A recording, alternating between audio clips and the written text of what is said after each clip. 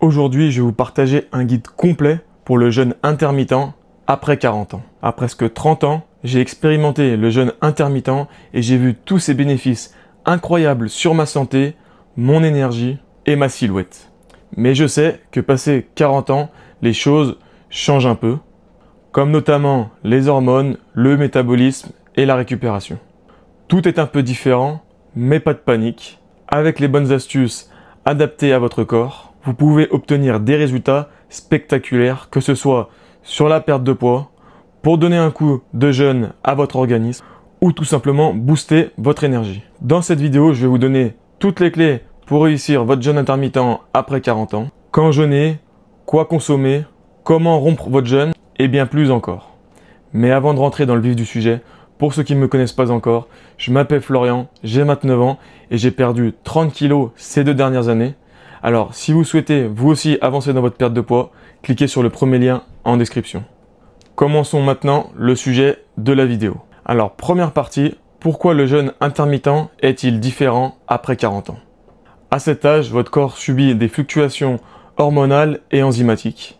Les œstrogènes, la testostérone ou encore l'hormone de croissance ne fonctionnent pas de la même manière que lorsque vous aviez 20 ou 30 ans. Par exemple, je fais le jeûne intermittent 16-8 et j'ai des amis qui le pratiquent également qui ont la trentaine, qui ont des résultats incroyables. Mais pour vous qui avez plus de 40 ans, ce mode de jeûne pourrait ne pas être optimal. Pourquoi? Parce que votre métabolisme, lui, pourrait ralentir si vous jeûnez beaucoup trop souvent de cette manière.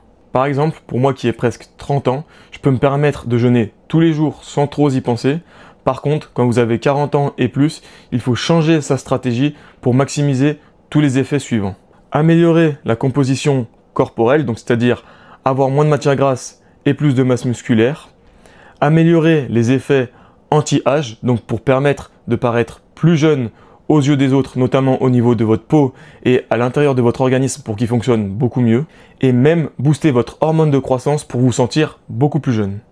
Dans cette vidéo, je vais vous montrer comment ajuster le jeûne intermittent pour qu'il fonctionne au mieux pour vous passé 40 ans.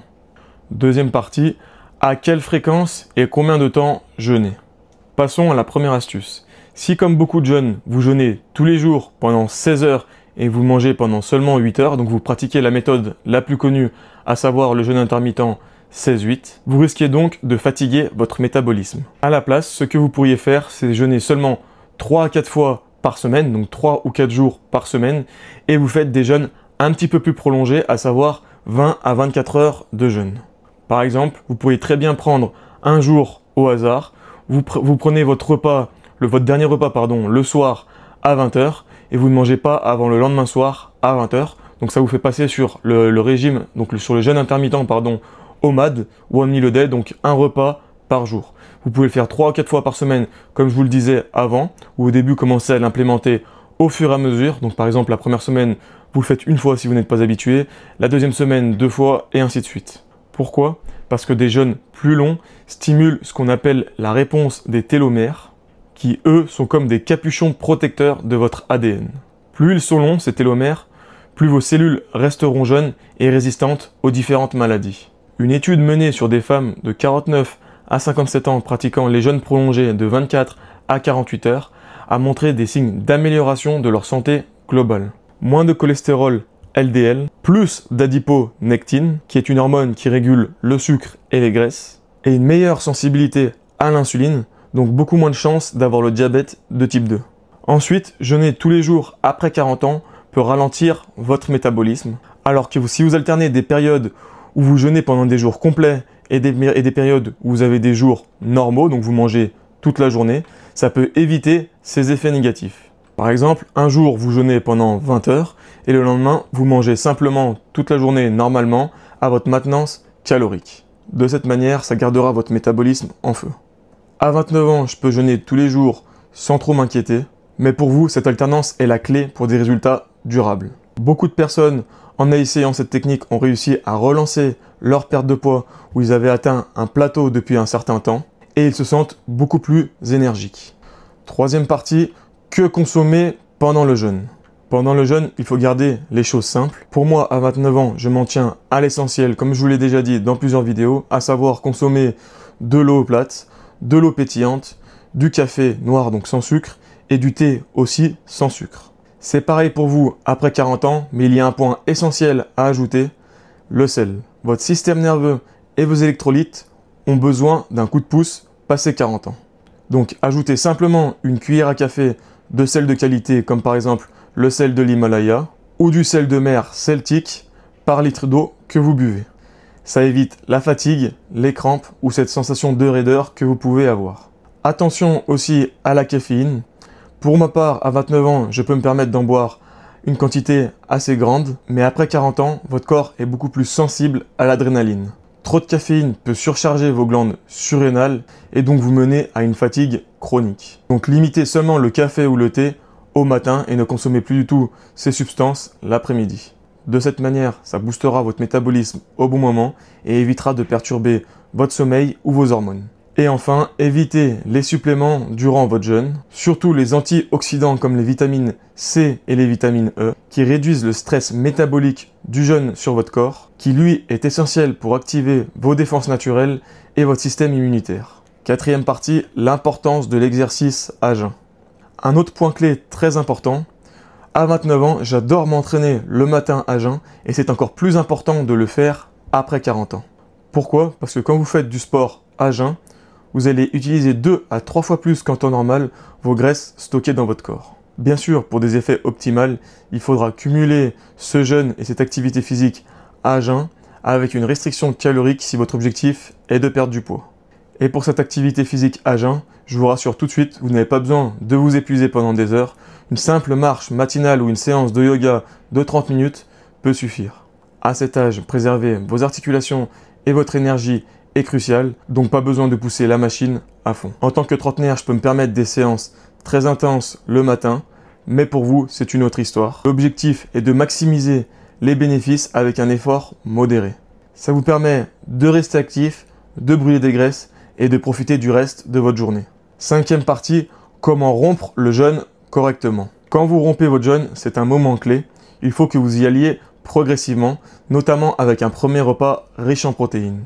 Pourquoi? Parce que ça va stabiliser votre glycémie et vous éviter des fringales. Sur votre premier repas, visez un total de 30 à 50 grammes de protéines, comme par exemple 100 grammes de blanc de dinde accompagné d'un skyr en dessert. Gardez ça simple, sans sauce lourde ni glucides complexes. Et 1 à 2 heures plus tard, prenez un repas beaucoup plus complet, riche en légumes remplis de fibres prébiotiques, comme les artichauts, les choux ou les asperges. Ces aliments nourrissent vos bonnes bactéries intestinales qui, elles, peuvent être affaiblies durant votre jeûne.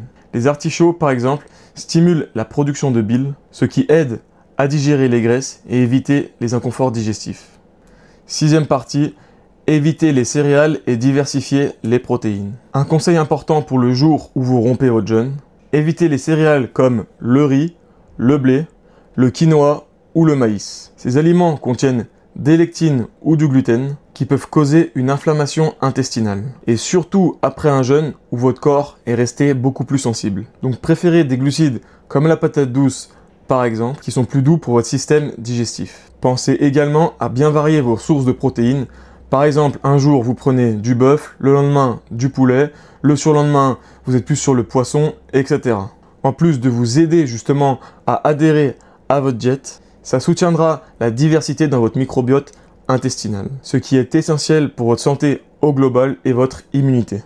Septième partie, les graisses saines et le rôle de l'iode.